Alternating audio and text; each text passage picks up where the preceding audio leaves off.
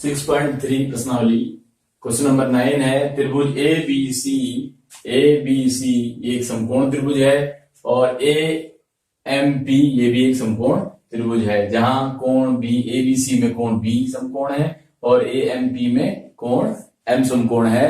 तो देख रहे हैं हमें दिखाना है, सिद्ध करना है ए बी सी जो त्रिभुज है ये वाला ए बी सी ये ए एम पी के समरूप है और ये भुजाएं समानुपाती दिखानी है।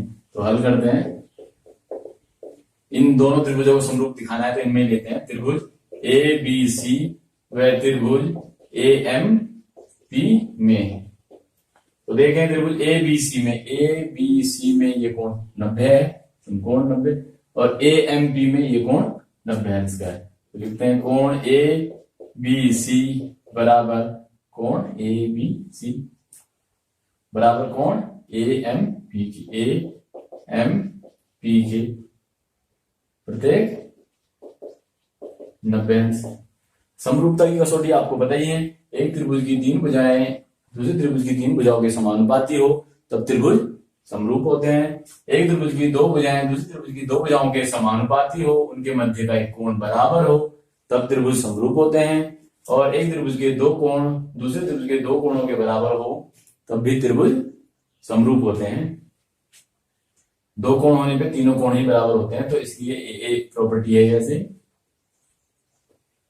तो ये समरूपता की कसौटियां हैं। तो देख रहे हैं त्रिभुज एबीसी में कोण ए बी सी और ए एम पी में कोण ए एम पी दोनों 90 अंश का है, दोनों बराबर हो गए। और फिर देखें त्रिभुज ए बी सी में ये कोण ए और त्रिभुज ए एम पी में ये कोण ए दोनों में उभयनिष्ठ है। यहां लिखेंगे कोण इस त्रिभुज ए बी सी में कोण बी ए क्या है, उभयनिष्ठ। कैसे, बी ए सी ये कोण है बी ए सी ए, इस त्रिभुज में ऐसे पढ़ेंगे इसको बराबर, इसमें कैसे पढ़े एम ए पी या पी ए एम ये क्या हो गया, उभयनिष्ठ। तो जब एक त्रिभुज के दो कोण दूसरे त्रिभुज के दो कोणों के बराबर हो तब त्रिभुज क्या होते हैं, समरूप। ये कसौटी, तो ये ए से भी बताया मैंने आपको, पूर्व के प्रश्नों में ही बोला कि जब दो कोण बराबर हो तो तीसरा कोण भी बराबर होता ही है।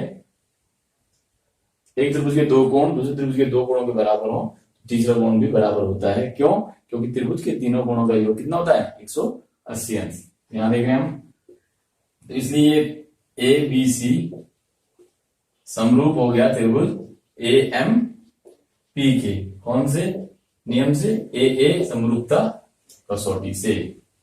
अब जब ये समरूप हो गए हैं दोनों त्रिभुज, तो इनके जो कोण बराबर हैं उनकी संगत भुजाएं क्या होंगी, समानुपाती।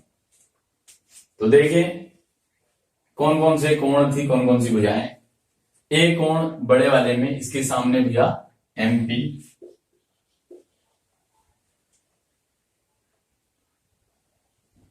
पहले ए बी सी की बात कर रहे हैं तो ए बी सी में इसके सामने कौन सी भुजा है, बी सी, तो हम बी सी लिखते हैं। और ए एम पी में इसके सामने कौन सी भुजा है, एम पी। इनका अनुपात बराबर ए बी सी में 90 ये है, 90 के सामने कौन सी भुजा है, ए सी। ए एम पी में 90 कौन सा ये है, इसके सामने भुजा कौन सी है, ए पी। और फिर तीसरा कोण कौन सा बचा, ए बी सी में ये उभयनिष्ठ था, ये 90 का हो गया, तीसरा ये बचा सी, तो इसके सामने कौन सी भुजा है, ए बी। और इस वाले में ए एम पी में कौन सा बचेगा, ये वाला, इसके सामने कौन सी भुजा है, ए एम। तो ये क्या हो जाएंगी, समानुपाती। जब त्रिभुज समरूप है तो उनकी संगत भुजाएं क्या होती हैं, समानुपाती होती हैं। तो ये हमने दिखा दिया।